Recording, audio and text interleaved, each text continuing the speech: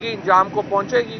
कल इमरान खान रावलपिंडी पहुंचेंगे और उसके बाद अगला लाएअमल जो है उसकी अनाउंसमेंट इंशाअल्लाह रावलपिंडी में लाखों लोगों के सामने दी जाएगी।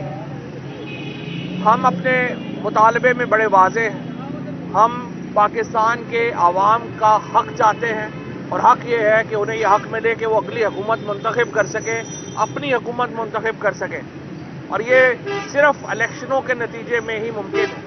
अब आपने देख लिया है जो गैलप का आखिरी सर्वे भी आया है, 63% पाकिस्तान के लोग अब चाहते हैं कि मुल्क में इलेक्शंस होने चाहिए।